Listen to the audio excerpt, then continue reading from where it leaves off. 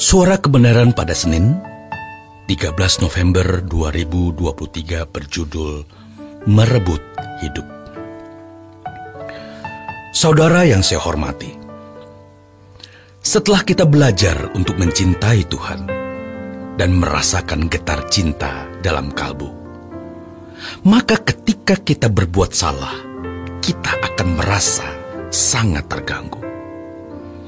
Kita diizinkan Tuhan merasakan luka Tuhan, dan kita akan sangat merasa bersalah, sehingga dosa menjadi hal yang paling membuat kita trauma. Kita jadi trauma terhadap dosa, dan itu adalah jalan di mana kita mulai memiliki kesucian yang sempurna. Amin.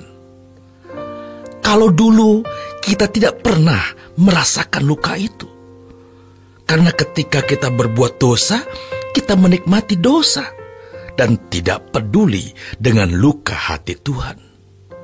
Namun, ketika kita mulai mencintai Tuhan, tentu ada cinta yang harus kita jaga di tengah-tengah kompetitor yang mana iblis akan menawarkan keindahan-keindahan.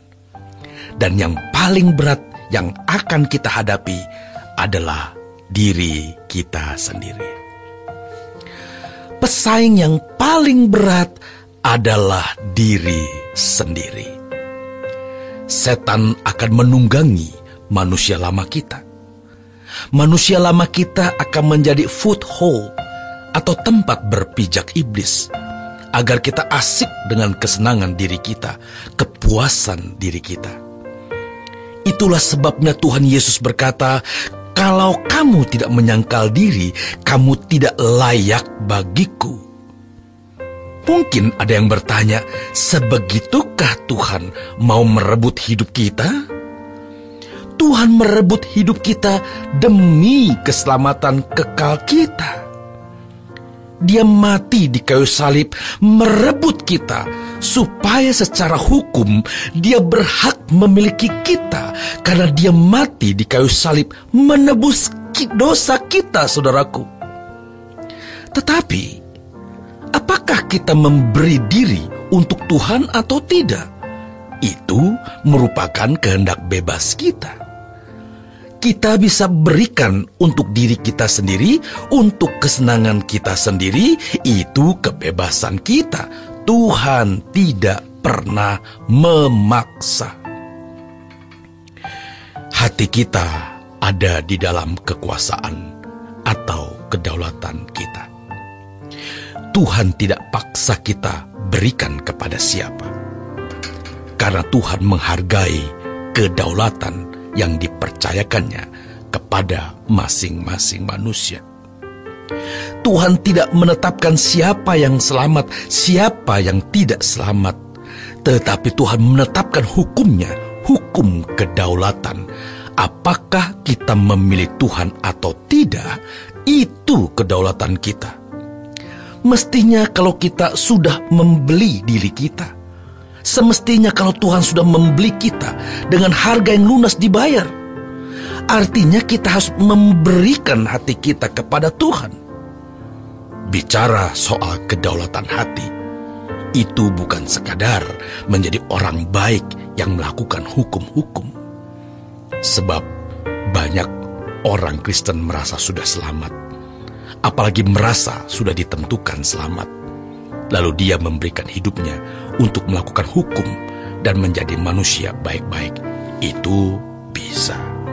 Namun, kalau kita memberikan hati kita kepada Tuhan dalam standar yang Tuhan kehendaki, yaitu kita menyerahkan kedaulatan hati kita untuk Tuhan, maka kita bukan hanya melakukan hukum, melainkan semua yang kita lakukan sesuai pikiran dan perasaannya. Jadi, standar kita bukan hanya jadi baik, lalu merasa sudah selamat. Selamat berarti dikembalikan ke rancangan semula, serupa dengan Yesus atau sempurna seperti Bapa. Kedaulatan diberikan supaya hati kita sepenuhnya diberikan kepada Tuhan. Kalau kita memberikan hati kepada Tuhan, mencintai Tuhan dengan segenap hati, segenap jiwa, akal budi dan kekuatan, maka kita bisa berkata, kehendak-Mu ya jadi Bapa, bukan kehendak-Ku. Bukan kehendak-Mu menurut hukum, melainkan kehendak menurut pikiran dan perasaan-Mu. Barulah pada level ini kita bisa menjadi kekasih Tuhan. Sejujurnya saudaraku, betapa sulitnya kehidupan semacam ini. Itulah sebabnya Roh Kudus dimeteraikan di dalam diri kita, yang menuntun kita kepada seluruh kebenaran. Hati kita persembahkan untuk mencintai Tuhan, supaya dengan rela kita melakukan kehendak-Nya. Kalau di perjanjian lama dikatakan, kasihilah Tuhan Allahmu dengan segenap hati, jiwa dan akal budi, itu berarti kita harus melakukan hukum. Tetapi ketika ayat itu ada di perjanjian baru, ditambahkan satu kata lagi, akal budi, jiwa, segenap hati, dan kekuatan. Maksudnya adalah kita harus melakukan apa yang dipikirkan Allah, apa yang diinginkan Dia.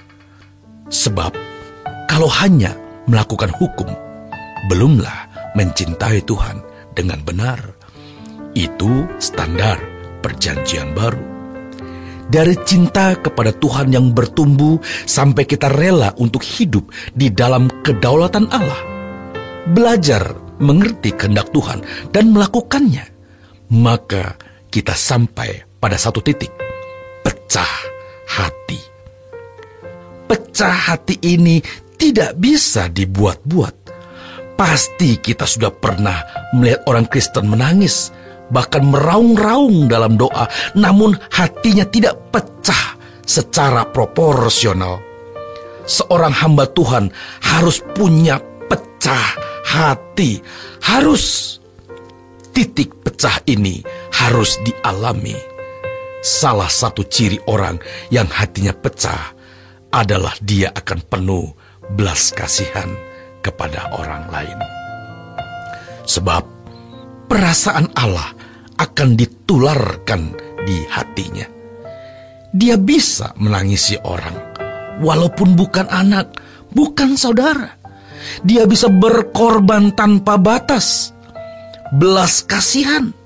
Sehingga suatu hari Tuhan akan berkata, ketika aku lapar, engkau beri aku makan. Ketika aku bertelanjang, kau berikan aku pakaian. Tidak mungkin orang yang menjadi kekasih Tuhan dengan benar tidak pecah hati.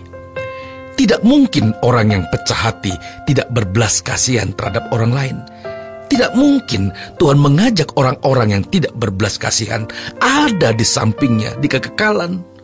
Sekolah teologi tidak menjamin orang pecah hati. Yang ada adalah sering malah menjadi sombong hati. Kalau Dia memberikan putra tunggalnya untuk kita, mengapa kita tidak rela memberikan segenap hati kita untuk Tuhan? Selamat berjuang, saudaraku. Tuhan Yesus memberkati.